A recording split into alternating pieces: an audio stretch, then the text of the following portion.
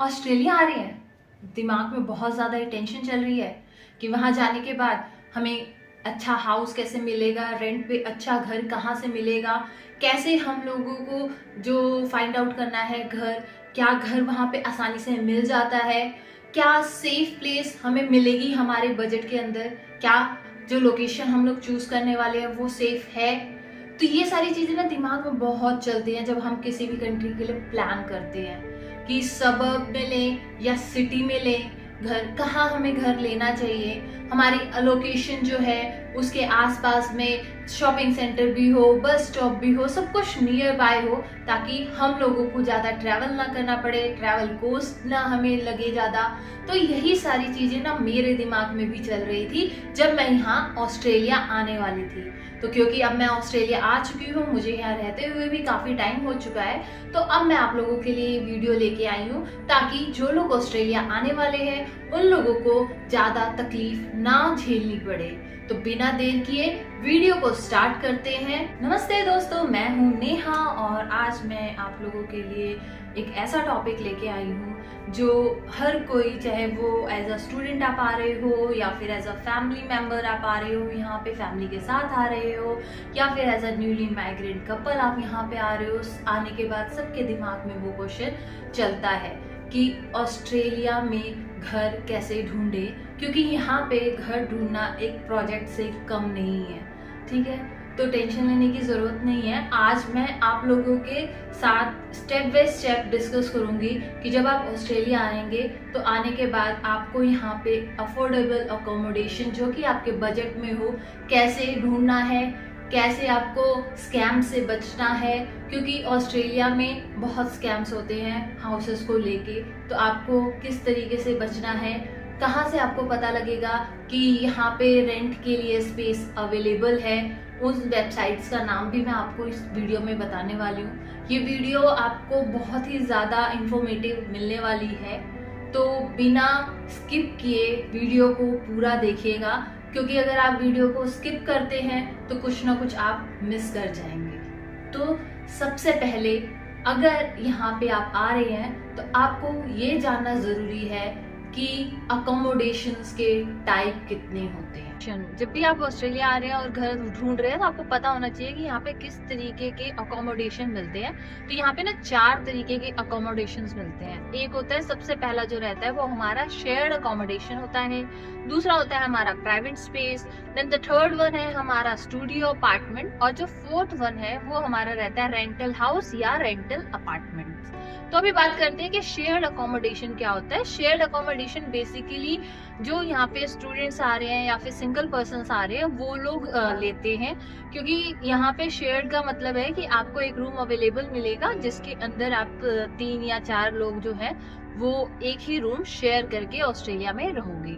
ठीक है, और इससे बेनिफिट क्या है शेयर्ड अकोमोडेशन लेने का, आपको फ्रेंड्स मिल जाएंगे इजीली, आप यहाँ पे फर्स्ट टाइम में ही लोनली फील नहीं करेंगे, and the second one is कि यहाँ पे आपको चीपर पड़ेगा एज कंपेयर टू अगर आप किसी और अकोमोडेशन को जाते हैं लेने के लिए। ठीक है, उसके बाद आता है प्राइवेट। अभी क्या है कि हर किसी को शेयर जोन पसंद नहीं होता है, कुछ लोगों को प्राइवेसी भी चाहिए होती है, ये थोड़ा कॉस्टली पड़ता है, बट इसमें आपको अपना खुद का एक रूम मिल जाएगा। ठीक है, तो ये स्टूडेंट्स और सिंगल लोगों के लिए बेस्ट है, ले सकते हैं, जिसको प्राइवेसी जिसके लिए मैटर करती है तो उन लोगों के लिए ये वाला अकोमोडेशन अवेलेबल होता है। उसके बाद आता है आपका studio apartment. Studio apartment like हमारे इंडिया में 1 RK होता है, जिसमें आपको बाथरूम, किचन और एक रूम मिलेगा, और ये बेस्ट है आपका अगर आप एज अ कपल आ रहे हैं तो आपके लिए बेस्ट है, आप स्टूडियो अपार्टमेंट ले सकते हैं।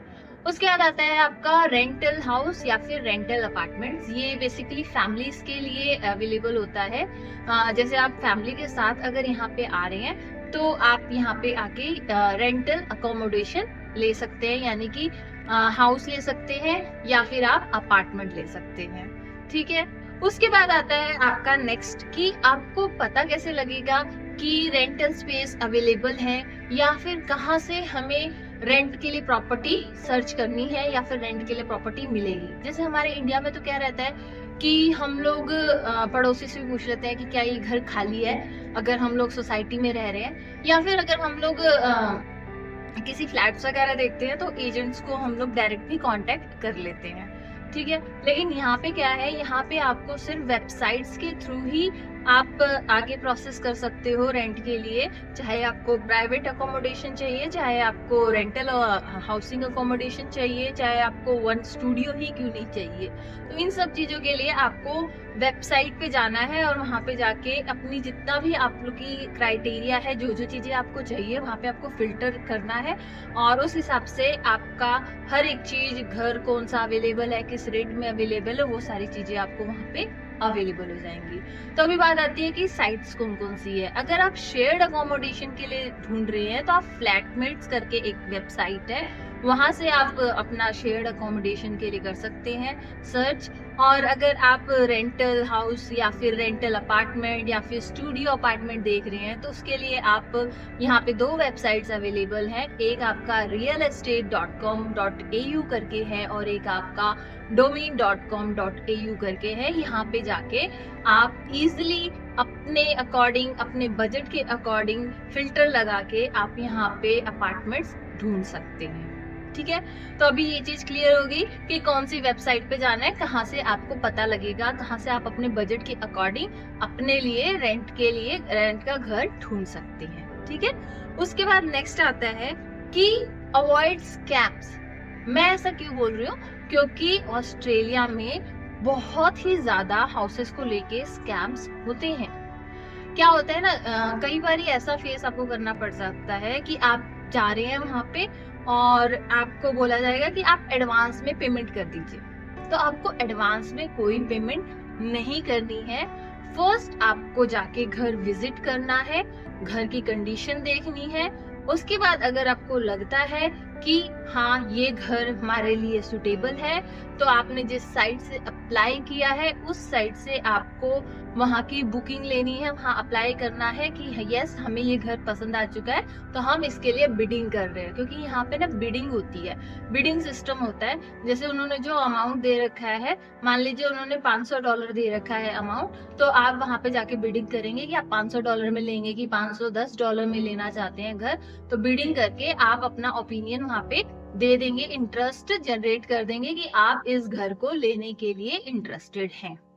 ठीक है, तो किसी को भी एडवांस में पेमेंट देने की जरूरत नहीं है।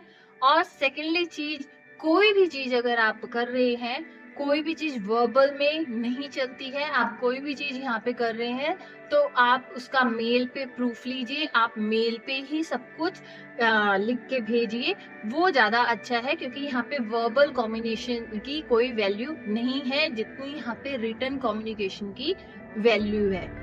ओके, उसके बाद आता है नेगोशिएट रेंट। क्या हम ऑस्ट्रेलिया में रेंट नेगोशिएट कर सकते हैं? तो हाँ, ऑस्ट्रेलिया में आप इजीली रेंट को नेगोशिएट कर सकते हो। ठीक है, उसके लिए आपको क्या करना होगा, जो भी आपका एजेंट है उसके साथ आप पोलाइटली डिस्कस कर सकते हो कि क्या ये घर मुझे $10 या $20 या $50 थोड़ा सा सस्ता मिल सकता है। अगर वो एग्री करते हैं, जैसे आप लॉन्ग टर्म के ले रहे हैं 2 साल 3 साल के लिए, अगर वो एग्री करते हैं तो इट्स ओके, और नहीं करते हैं तो देन इट्स ओके। ठीक है, तो आप नेगोशिएट कर सकते हो। कई बार लैंडलॉर्ड जो होते हैं, जो एजेंट होते हैं, वो मान जाते हैं, तो नेगोशिएशन करने में कोई प्रॉब्लम नहीं है यहाँ पे। और सेकंड चीज, यहाँ पे एक चीज और है कि आपको यहाँ पे एक रूल फॉलो करना होता है। वो क्या है कि आप एज अ टेनेंट और जिसका ये घर है एज अ लैंडलॉर्ड, उनका आपस में कोई भी कांटेक्ट नहीं होता है। यहाँ पे आपको एजेंट के थ्रू ही डील करना पड़ता है। आप रेंट देंगे एजेंट को, और अगर आपको कोई कंप्लेंट करनी है तो आप एजेंट को करेंगे, लैंडलॉर्ड को कोई कंप्लेंट करनी है तो वो एजेंट को करेगा आपसे रिलेटेड। मतलब आप लोगों का एज अ टेनेंट और एज अ लैंडलॉर्ड कोई भी डायरेक्ट कांटेक्ट ऑस्ट्रेलिया में नहीं होने वाला है। ये स्ट्रिक्टली आपके जो लीज कॉन्ट्रैक्ट होगा उसमें लिखा होगा। ओके, तो उसके बाद नेक्स्ट क्या आता है आपका कि अभी आपको ये तो पता लग गया कि आपको अकोमोडेशन के कितने टाइप्स होते हैं, आपके लिए कौन सा सुटेबल रहेगा, देन आपको स्कैम से कैसे बचना है, आप किस वेबसाइट्स पे जाके अपना देख सकते हैं कि कहाँ आपको रेंट के लिए प्रॉपर्टी देखनी है तो कौन सी वेबसाइट पे आपको जाना है। इतना तो आप लोगों को क्लियर हो चुका होगा। ठीक है, अभी यहाँ पे आता है कि क्या सिर्फ रेंट ही मैटर करता है, हमें सिर्फ जाके रेंट ही देना है? तो ऐसा नहीं है। एक्स्ट्रा इनकम्स है जो कि हिडन है। क्या है? पहली क्या है? बॉन्ड।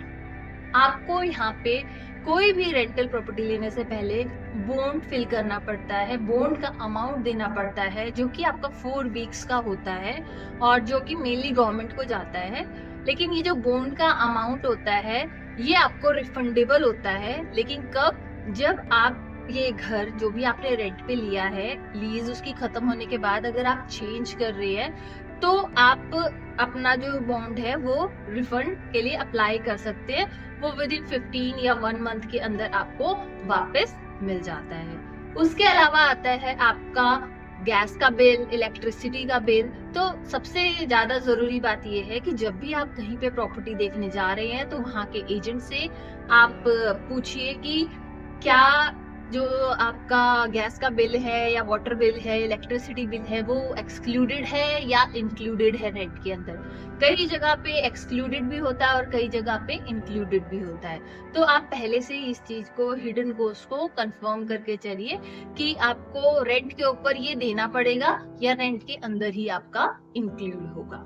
ठीक है, तो अभी ये चीज हिडन कॉस्ट भी आप लोगों को कंफर्म हो गई होगी कि क्या होती है और कैसे इससे बचा जा सकता है। ओके, और फिर नेक्स्ट आता है सबसे मेन क्वेश्चन जो सबके दिमाग में चलता है, वो ये रहता है कि हम लोग जहाँ जा रहे हैं वहाँ का सबसे अच्छा एरिया कौन सा है, सेफ एरिया कौन सा है, बजट फ्रेंडली एरिया कौन सा है। और अगर मैं एज ए इंडियन हूँ तो मैं प्रेफर करूंगी कि इंडियन कम्युनिटी में जाना। अगर आप भी इंडियन कम्युनिटी में जाना प्रेफर करते हैं तो यहाँ पे आप पैरामाटा, सिडनी की बात कर रही हूँ मैं, आप पैरामाटा है, ब्लैक टाउन है, अर्बन है, यहाँ पे आपको बहुत सारी इंडियन कम्युनिटीज मिल जाएंगी। आपको इजीली इंडियन आइटम्स अवेलेबल मिल जाएंगे। और अगर आप थोड़ा और अच्छी जगह जाना चाहते हैं, थोड़ा इंडियन कम्युनिटी से दूर रहना चाहते हैं, तो मैक्वेरे पार्क है, आपका नॉर्थ राइड है, ये सारी जगह भी बहुत अच्छी और सेफ है, बट ये थोड़ी सी कॉस्टली है। ओके, तो अभी तक उम्मीद करती हूँ आप लोगों को एक एक पॉइंट अच्छे से क्लियर कर पा रही हूँ मैं, क्योंकि जो चीज मैंने फेस की है मैं नहीं चाहती कि आप लोग भी वही सेम फेस करो। इसीलिए अगर कहीं पे भी आपको डाउट लगता है अब तक की वीडियो में, तो कमेंट करके क्वेश्चन अपना वहां पे आप रख दीजिएगा, मैं आपको जरूर ही रिप्लाई दूंगी। ओके, एंड नेक्स्ट आता है आपका फाइनली टिप्स। ठीक है, फाइनल टिप्स क्या है आपकी? पहली टिप तो यही है आपके लिए कि यहाँ पे जो भी रेंट एग्रीमेंट होता है उसके अंदर जो भी चीजें आपकी लिखी हुई हैं वो आपको फॉलो करनी पड़ेगी, आप उसमें डिनाई नहीं कर सकते। ठीक है, सेकेंड इंफॉर्मेशन है, यहाँ पे ऑलमोस्ट हर 4 मंथ में आपके घर की इंस्पेक्शन होगी। डजेंट मैटर आपने बॉन्ड दिया हुआ है, आप अच्छे से टाइम पे रेंट पे कर रहे हैं, लेकिन यहाँ पे एजेंट हर तीसरे या चौथे महीने में आके घर की इंस्पेक्शन करेगा कि आपने घर को रखा कैसे है। उसके अलावा आता है आपका यहाँ पे जो रेंट है वो वीकली दिया जाता है। आपका यहाँ पे ये नहीं कि मंथली आप दे रहे हैं, नहीं, यहाँ पे वीकली सिस्टम चलता है। तो ये कुछ टिप्स है जो आप फॉलो करिएगा, जो मैंने आपको बताया। आपको कैसी लगी वीडियो? अगर आपको वीडियो थोड़ी सी भी हेल्पफुल लगी है तो लाइक, शेयर और सब्सक्राइब करना ना भूलें, और कमेंट करके जरूर बताएं कि नेक्स्ट वीडियो मैं किस टॉपिक पे बनाऊं जो कि आप लोगों के लिए हेल्पफुल हो।